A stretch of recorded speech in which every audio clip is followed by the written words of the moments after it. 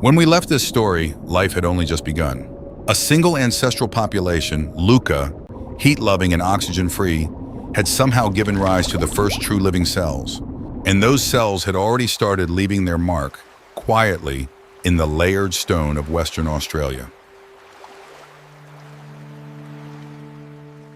Now we need to jump forward, not by a few million years, but by well over 1 billion. A stretch of time so vast it is genuinely difficult to hold in the mind. For most of that time, nothing about Earth's surface would have looked especially different to an outside observer. Microbes ruled a world without oxygen, without eyes, without anything we would recognize as complex.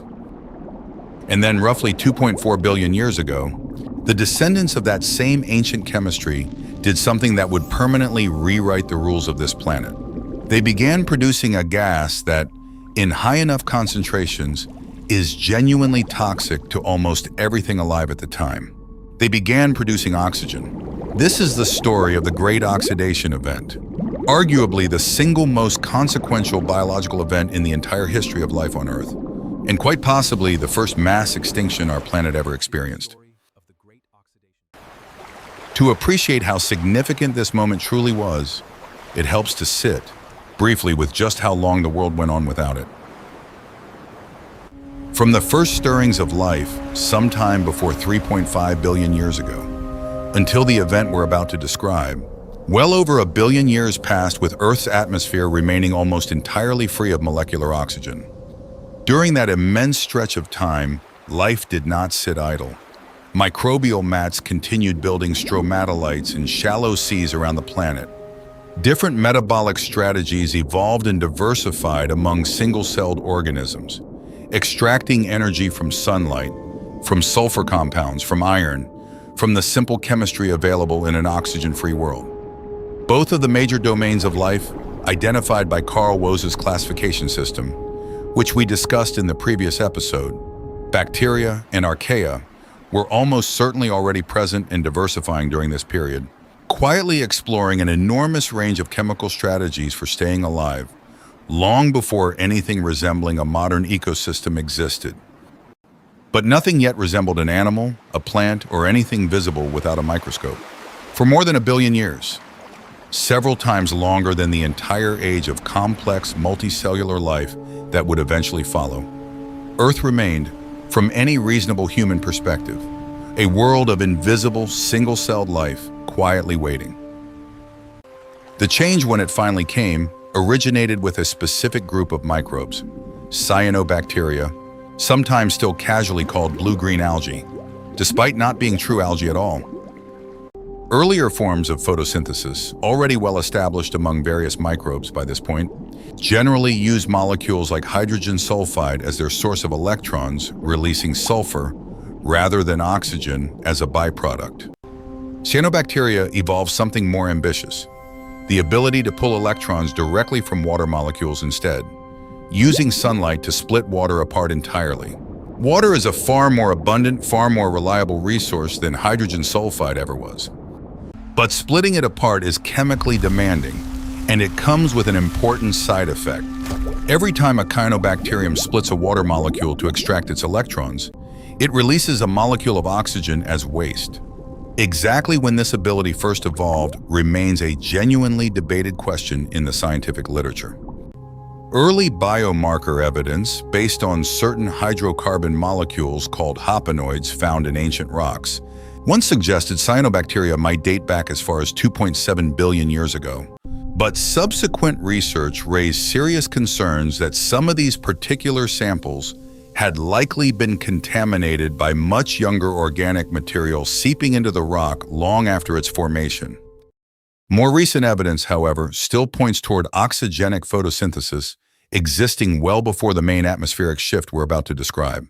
A geochemical signature sometimes called a whiff of oxygen, specifically enrichment of certain metals like molybdenum and rhenium in ocean sediments, metals whose chemistry is directly sensitive to the presence of oxygen, has been identified in rock roughly 2.5 billion years old, some 50 million years before the main event, suggesting brief, localized bursts of oxygen production were already occurring in some ocean environments. If cyanobacteria may have already been producing oxygen for tens of millions of years or longer, before Earth's atmosphere visibly changed, a reasonable question follows. What took so long? The answer lies in just how much oxygen-hungry material Earth's surface still contained at the time. Newly produced oxygen did not simply accumulate in the air. It reacted immediately and preferentially with a long list of other available chemicals. Dissolved iron in the oceans, sulfur compounds, and reduced gases and minerals exposed at the surface, being consumed almost as quickly as it was produced. Scientists sometimes describe this as Earth's surface chemistry needing to be effectively titrated. Every one of these oxygen-absorbing sinks, as they're called, had to be substantially used up one by one before any meaningful surplus of oxygen could begin building in the atmosphere itself. Some researchers also emphasize that oxygen production may initially have remained fairly localized, concentrated in specific shallow coastal environments, sometimes described as oxygen oases, rather than being evenly distributed across the whole planet's ocean surface. Under this view, the Great Oxidation Event was less a sudden global switch being flipped, and more the final tipping point of a long, geographically uneven, and still actively debated accumulation process. Whatever its precise buildup, we can date the moment oxygen genuinely began accumulating in Earth's atmosphere with impressive precision, thanks to an elegant piece of geochemistry involving sulfur.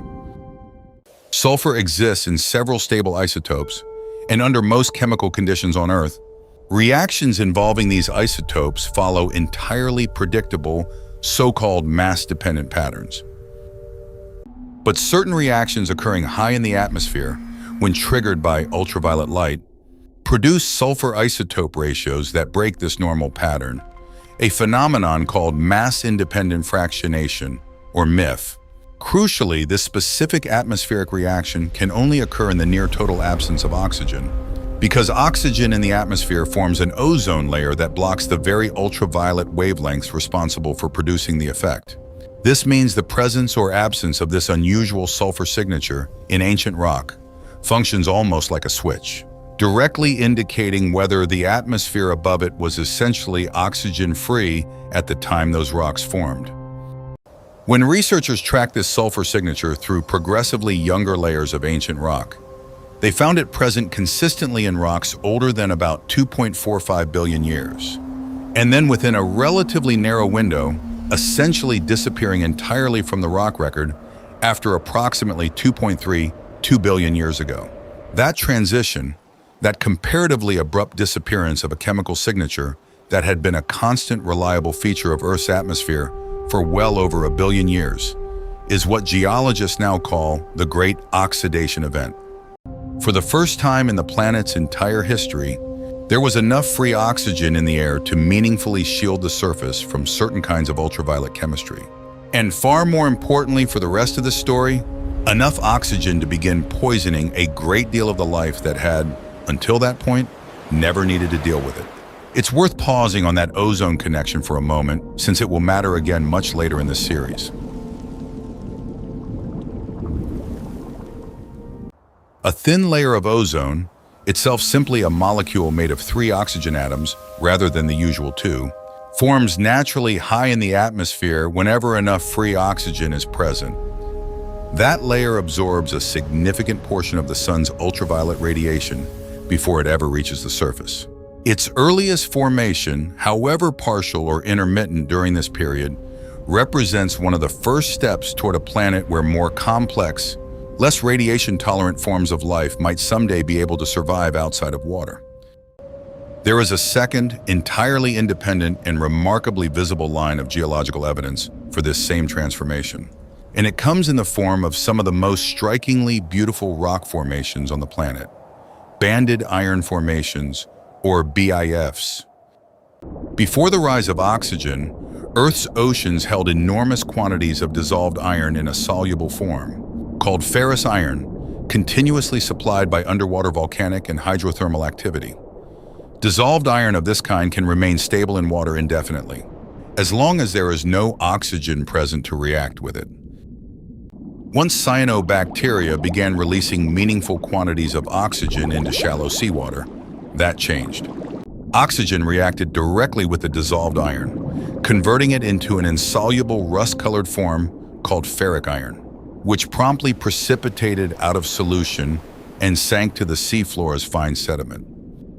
Layer upon layer of this iron-rich sediment settled over the following millions of years, alternating with thinner bands of silica-rich rock, likely reflecting seasonal or cyclical fluctuations in oxygen availability and iron supply, gradually building the distinctive, strikingly banded red and gray rock formations we still find today across the world, most famously in places like the Hamersley Basin in Western Australia. The great majority of Earth's banded iron formations were deposited in a relatively concentrated window between roughly 2.5 and 1.8 billion years ago, directly overlapping with and providing strong independent physical confirmation of the timing established by the sulfur isotope evidence. In an important sense, these rocks are the visible rust left behind by the oxidation of an entire ocean. The scale of these deposits is genuinely difficult to overstate. Some individual banded iron formations extend for hundreds of kilometers and reach thicknesses of several hundred meters, representing a staggering quantity of iron pulled directly out of solution. Today, these same ancient formations supply a substantial share of the world's iron ore, meaning much of the steel in modern buildings, bridges, and vehicles was, quite literally, rusted out of a 2.5 billion-year-old ocean by the waste product of early photosynthetic bacteria. It's worth noting that a smaller number of much older banded iron formations do exist, including some dated to nearly 3.8 billion years old, well before cyanobacteria are thought to have evolved. Most researchers attribute these earlier, rarer formations to different processes entirely, potentially including anoxygenic, iron-oxidizing bacteria operating on a much smaller, more localized scale, a reminder that the story of iron and oxygen on this planet has more than one chapter. For most of the organisms living on Earth at this moment, the rise of oxygen was not good news. Oxygen is a highly reactive molecule. In many of the anaerobic microorganisms that had dominated the planet for well over 1 billion years, exposure to oxygen leads to the formation of destructive byproducts called reactive oxygen species, which damage proteins, DNA, and cellular membranes, a phenomenon still relevant to modern biology, familiar to us today as oxidative stress. For organisms with no evolved defenses against it, sustained exposure to rising atmospheric oxygen would very likely have been lethal.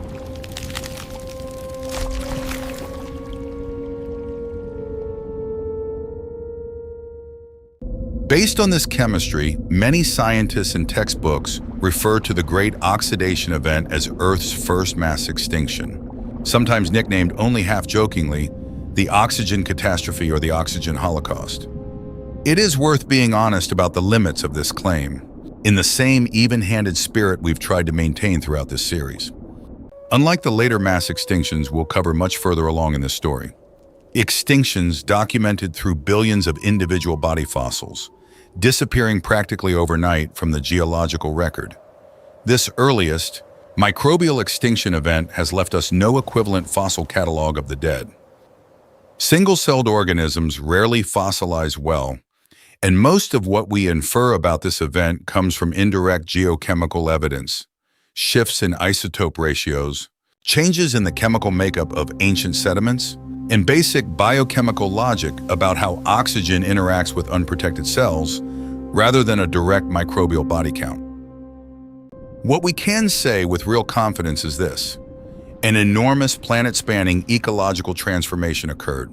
Various anaerobic lineages were very likely devastated or pushed into surviving only within isolated, oxygen-free refuges, and the organisms capable of tolerating and eventually thriving on this new toxic gas gained an overwhelming permanent advantage. Every animal alive today, humans very much included, descends from organisms on the winning side of that transition. It's worth noting as something of a hopeful footnote that the losing side of this transition did not vanish entirely. Anaerobic microorganisms descended from these ancient lineages still exist today, in surprisingly large numbers, in exactly the kinds of oxygen-free refuges this event would have pushed their ancestors into. Deep ocean sediments, hydrothermal vents, the mud at the bottom of stagnant lakes, and even inside the digestive tracts of animals like us, organisms that never made peace with oxygen and simply never needed to. The rise of oxygen carried one more major consequence, one that reached far beyond biology and into the planet's climate itself. Before the Great Oxidation Event, Earth's atmosphere is thought to have contained substantial quantities of methane, a greenhouse gas considerably more potent molecule for molecule than carbon dioxide, likely produced in large part by methane-generating microbes. That methane may have played a significant role in keeping the young planet warm, even under a fainter, dimmer sun, a topic we touched on in an earlier episode of this series. Atmospheric oxygen reacts readily and destructively with methane, breaking it down into carbon dioxide and water. As oxygen began accumulating after the Great Oxidation Event, it is thought to have rapidly destroyed much of this atmospheric methane, collapsing a major part of Earth's greenhouse insulation in a comparatively short span of geological time. Some researchers propose that this sudden loss of methane-driven warming, layered on top of an already relatively faint young sun, may have been enough to tip Earth's climate into a runaway feedback of global cooling, plunging the planet into an extended, severe ice age known today as the Huronian glaciation, quite possibly the first of several dramatic snowball Earth episodes in this planet's history. That glaciation, and the remarkable, still debated science behind exactly how a planet freezes over entirely and then manages to thaw out again, deserves its own full telling, and we'll turn to it directly in our next episode. Let us take stock of this transformation. Sometime around 2.4 billion years ago, give or take 100 million years of buildup we're still working to fully understand, a metabolic byproduct, quite literally microbial waste gas, permanently altered the chemistry of an entire planet's atmosphere and oceans. Sulfur isotopes preserved in ancient rock mark the moment with remarkable precision. Bands of rust, kilometers thick in places, record the slow poisoning and settling of an entire ocean's dissolved iron.